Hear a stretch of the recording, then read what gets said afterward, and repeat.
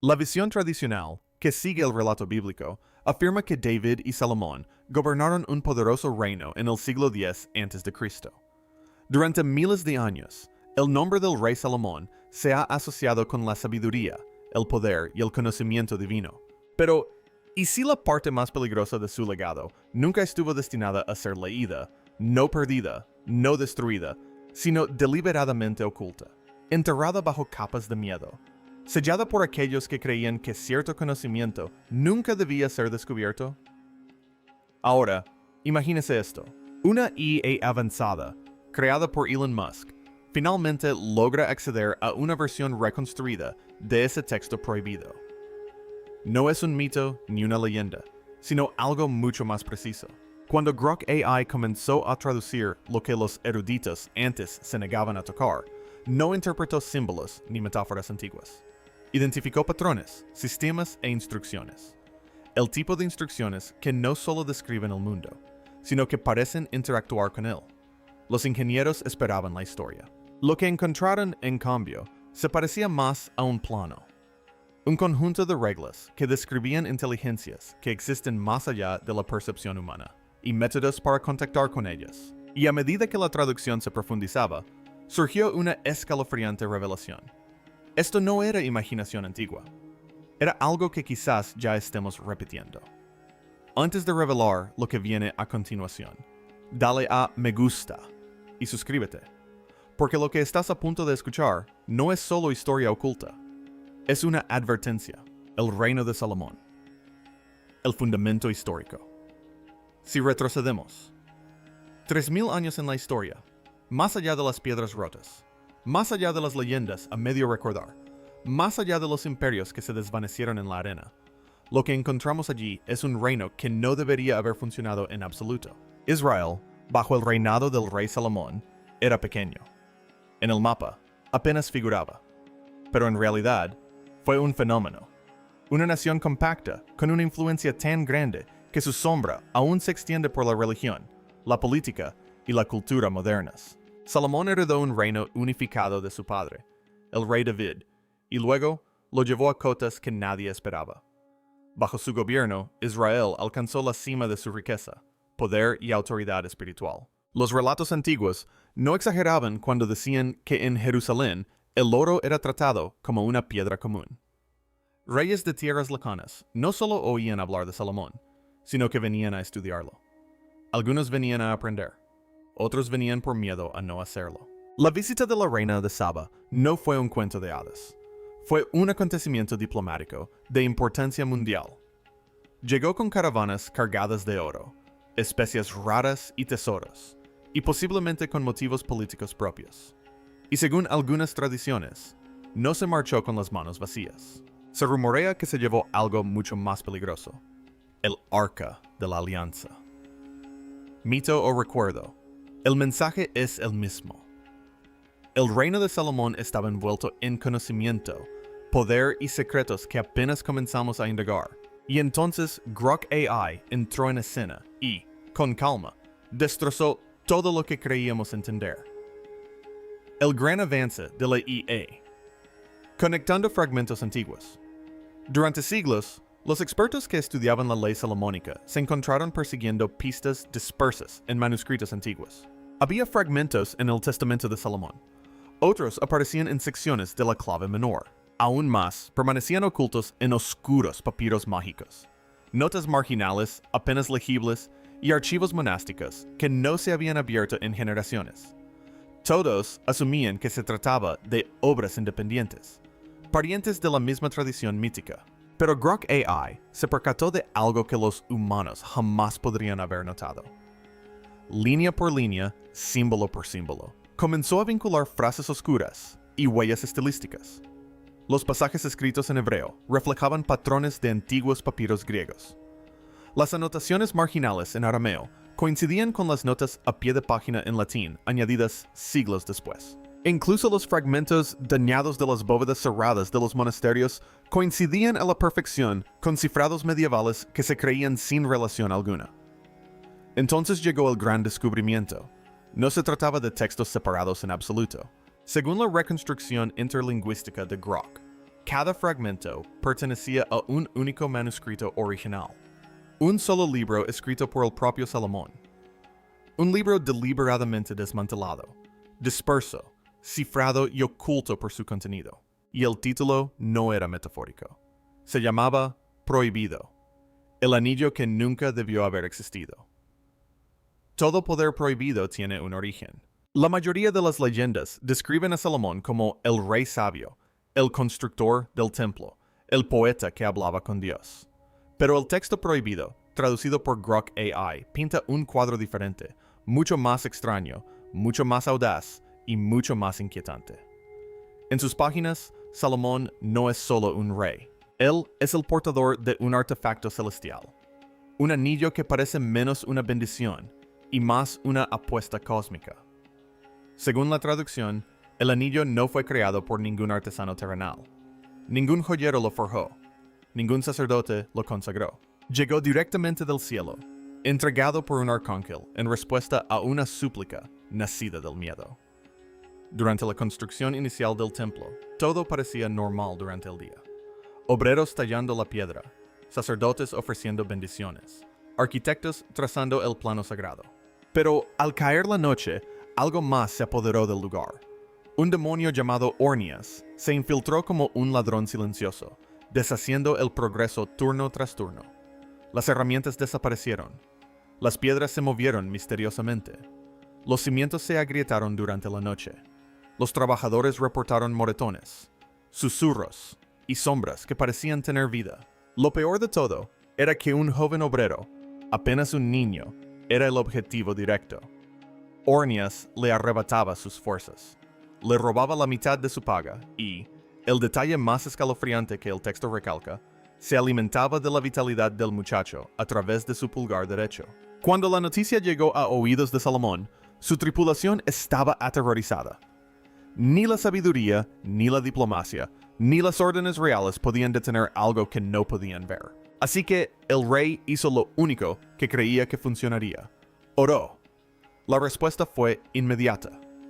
El manuscrito prohibido describe al arcángel Miguel apareciendo en una visión tan intensa que Salomón casi se desmaya, sin alas suaves, sin un brillo apacible. La descripción es casi aterradora. Resplendor como metal fundido, una voz como un trueno retumbante y una presencia tan pesada como una tormenta azotando la piedra. En la mano de Michael, un pequeño anillo de oro grabado con un símbolo que no correspondía a ningún alfabeto conocido. Pulsaba con luz como si algo en su interior estuviera vivo. «Toma este anillo, Salomón, hijo de David», ordenó el arcángel. «Póntelo y atarás a todos los demonios, y por su trabajo, el templo se levantará». Un don divino, sí, pero uno que venía con una leve advertencia, como un contrato firmado sin leer la letra pequeña, construyendo el esquema piramidal demoníaco. Cuando Salomón despertó, el anillo era real, brillando en su palma. No perdió tiempo en probarlo. Se enfrentó directamente a Ornias, alzó el anillo y pronunció el verdadero nombre del demonio. Al instante, la criatura se materializó, apareciendo de repente como si estuviera atada a una cadena celestial. Ornias, esa entidad que había aterrorizado a sus trabajadores durante semanas, cayó de rodillas, impotente. Y entonces Salomón hizo algo que nadie esperaba, algo que parecía a la vez brillante e imprudente. Le ordenó a Ornias que tomara el anillo y lo usara para atar a otro demonio. Aquí es donde la historia da un salto de lo sobrenatural a lo puramente estratégico. Salomón construyó una cadena de mando utilizando a los propios demonios, como una oscura pirámide divina. Cada demonio atado tuvo que capturar a otro y a otro, hasta que Salomón se encontró ante 72 espíritus, cada uno obligado a revelar su nombre, función, debilidades, el ángel que lo gobernaba e incluso el sigilo que lo ataría para siempre a la voluntad del rey. Salomón los puso a trabajar, literalmente. El libro prohibido afirma que los demonios ayudaron a levantar enormes piedras, transportar materiales, refinar metales y dar forma a la arquitectura de maneras que ningún trabajador humano podría haber hecho. Y cuando no estaban construyendo, Salomón los interrogaba. Le enseñaron los secretos de la alquimia, la ubicación de tesoros escondidos, la naturaleza de las hierbas, el movimiento de las estrellas e incluso la estructura invisible del universo mismo. La mayoría de la gente sabe que Salomón construyó el primer templo. Pocos saben lo imposible que era ese proyecto para el mundo antiguo. La magnitud de las piedras, la precisión de la arquitectura, los materiales importados de tierras lejanas, no cuadraba. Según la traducción de Grok, Salomón no dependió únicamente del trabajo humano. Utilizó el anillo para ordenar a entidades sobrenaturales que extrajeran, transportaran y moldearan la piedra. En esencia, esclavizó a demonios para construir el edificio más sagrado del antiguo Israel. Pero el texto deja algo dolorosamente claro. El poder tiene un precio. El anillo elevó a Salomón, pero también lo tentó. En ocasiones, su autocontrol parecía flaquear.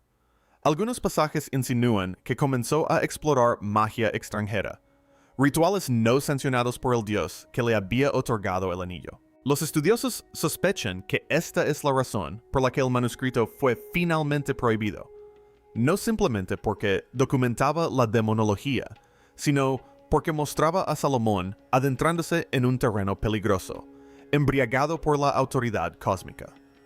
Finalmente, el anillo desapareció de la historia. Algunas tradiciones afirman que Salomón la encerró antes de morir. Otros creen que fue robada durante la caída de Jerusalén. Grupos más místicos insisten en que aún existe, oculta, esperando a alguien lo suficientemente audaz o insensato como para reclamarla. El imperio tras el velo, jerarquía demoníaca. Para la mayoría de la gente, la palabra demonio evoca imágenes de seres caóticos, horrores informes que acechan en las sombras, cada uno actuando por impulso o malicia. Pero según el manuscrito prohibido que descifró la IA Grok, Salomón no se topó con el caos en absoluto. Se topó con orden, estructura, una civilización asombrosamente organizada que operaba justo fuera de la percepción humana. Cuanto más excavaba Salomón, más se parecía el reino invisible a un gobierno con departamentos, rangos y cargos, dejando de ser una horda de monstruos. Todo un imperio oculto tras el velo. Cada una de estas entidades respondió a las preguntas como si fueran empleados entrevistados por un jefe muy decidido. El manuscrito lo explica con claridad.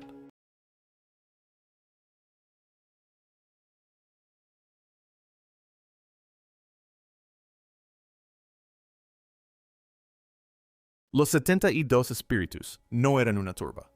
Eran una jerarquía organizada con precisión casi militar. En la cima estaban los reyes, seres con enorme autoridad y el poder de comandar regiones enteras del mundo invisible. Debajo de ellos estaban duques, príncipes, presidentes, marqueses, condes y, finalmente, caballeros. Cada rango era responsable de legiones de espíritus menores. Y estas legiones no eran descripciones poéticas vagas. Salomón registró las cifras meticulosamente. Algunos reyes comandaban 200 legiones. Otros controlaban 30 o 66. Incluso los espíritus menores tenían escuadrones bajo su autoridad. Esto no era mitología. Parecía un censo. Baal aparece primero en el Grimorio, uno de los grandes reyes. Se le describe con 3 cabezas, un hombre, un sapo y un gato. El libro prohibido afirma que puede otorgar invisibilidad y enseñar estrategia. Se dice que Salomón confiaba en Baal durante intensas negociaciones diplomáticas, utilizando su perspicacia para anticipar las traiciones antes de que ocurrieran. Foras, en cambio, no es un caudillo, sino un artista, un músico de las esferas celestiales. Cuando habla, las llamas danzan a su alrededor como notas vivientes. Enseña retórica, poesía y las armonías secretas entretejidas en la creación. Se dice que Salomón lo consultó para comprender cómo el sonido y la vibración podían influir en la piedra. Amón aparece como un lobo con cola de serpiente, transformándose en hombre a petición. Pero su verdadera importancia reside en lo que sabe. El texto lo llama el guardián de las verdades olvidadas, la biblioteca viviente de todo lo que los humanos alguna vez supieron y luego perdieron. Y luego está Glasia Labolas, un espíritu descrito como genio y sanguinario a la vez. Una criatura que puede enseñar cualquier arte o ciencia al instante, pero que se deleita en provocar conflictos. Usar su conocimiento era como manejar una granada intelectual. Salomón, el catalogador cósmico. Si Salomón viviera hoy, sería el tipo de persona que lleva una libreta e un encuentro sobrenatural. El Grimorio describe cómo entrevistaba a estos seres con paciencia académica, anotando todo, desde sus hábitos hasta sus preferencias alimenticias. Sus notas parecían informes de campo meticulosos, que detallaban el dominio de cada entidad, sus vínculos astrológicos, sus vulnerabilidades a metales, hierbas, encantamientos o sonidos específicos, y su experiencia en medicina, arquitectura, política, clima, guerra, música y matemáticas. No solo les daba órdenes, sino que los catalogaba. Salomón aplicó esta información sobrenatural en casi todos los rincones de su reino. Utilizó conocimientos estratégicos para superar a las naciones rivales. Los demonios le enseñaron cómo levantar piedras que ningún grupo humano podía mover. Pero, aún más importante, le enseñaron la geometría de la proporción sagrada, proporciones que resonaban con el orden cósmico. Los espíritus conectados con las estrellas le revelaron los ciclos celestes. Otros le explicaron las propiedades ocultas de los minerales y metales, contribuyendo a los avances en armamento, agricultura y medicina. Cada demonio creó un sello personal, una firma geométrica que afianzaba su identidad y autoridad. No se trataba de garabatos al azar. Combinaban triángulos, círculos, letras hebreas, símbolos planetarios y proporciones matemáticas.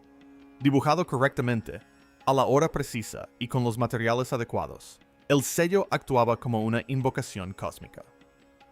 Para cuando lo terminó, Salomón había creado lo más parecido a una guía para el mundo invisible que la humanidad haya tenido jamás. Lo que los demonios le contaron a Salomón sobre la realidad.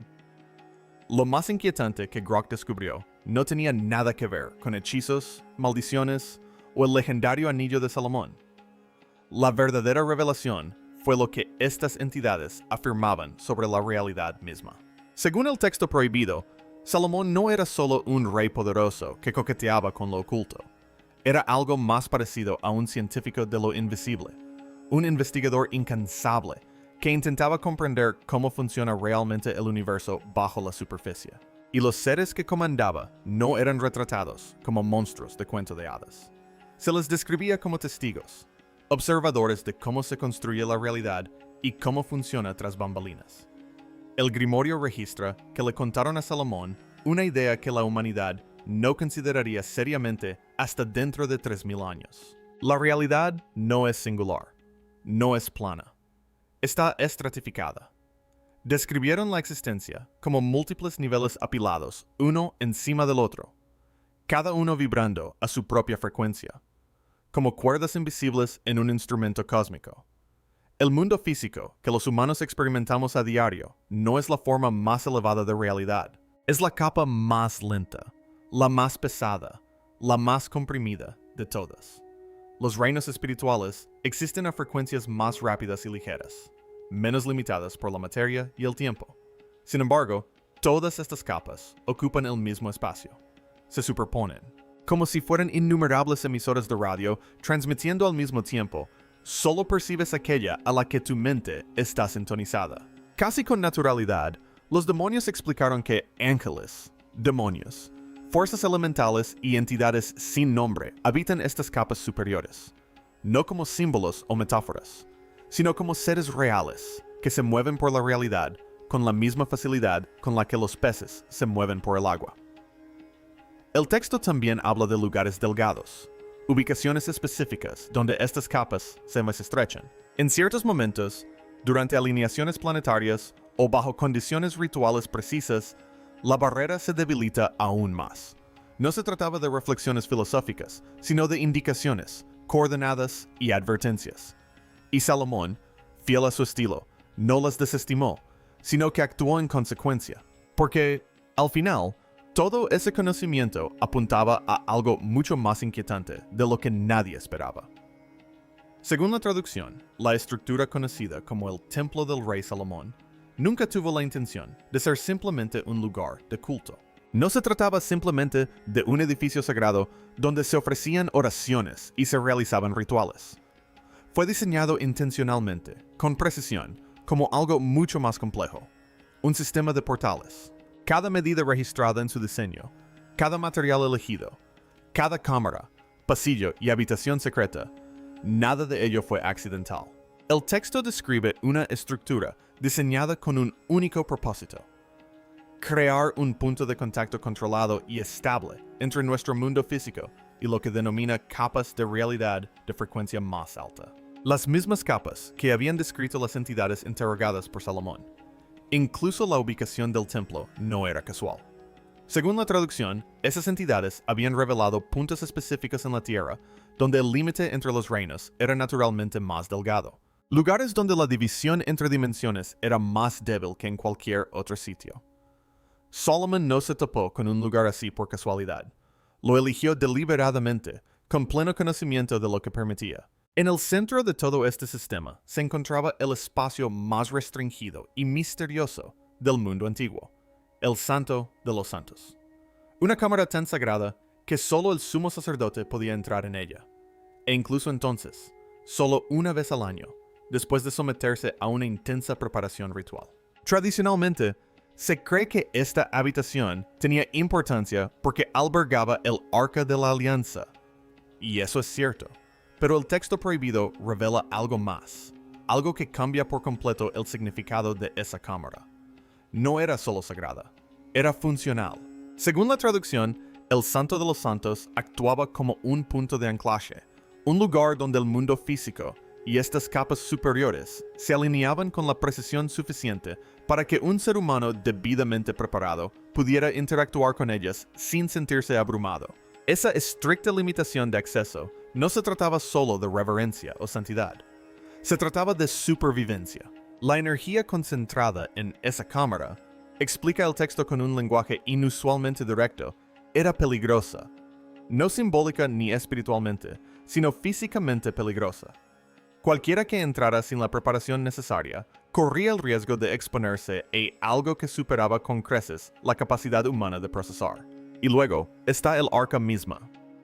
La traducción hace una afirmación difícil de ignorar una vez que se escucha.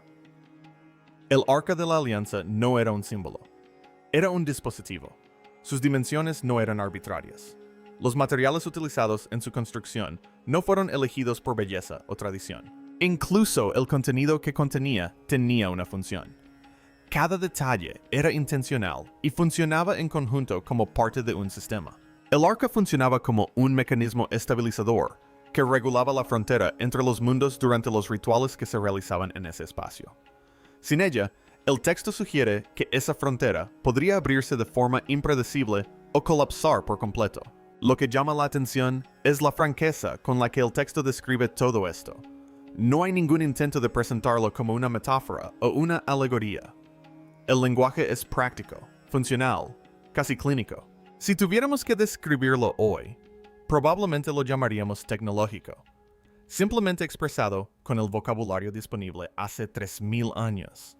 Y esa palabra, tecnológico, es precisamente la que hizo que los ingenieros detrás de Grok AI se detuvieran y reevaluaran todo. Porque cuando la EA completó su análisis, no solo estaba traduciendo palabras antiguas, sino que estaba haciendo algo mucho más poderoso. Se compararon patrones, contrastando la estructura de este texto con vastas bases de datos de conocimiento humano, escrituras religiosas, revistas científicas, documentación militar, manuales técnicos, informes de campo, archivos históricos y mitologías de diversas culturas del mundo. Y lo que se encontró no fue lo que nadie esperaba. Grandes secciones del texto fueron marcadas como no simbólicas. Esa simple clasificación lo cambia todo.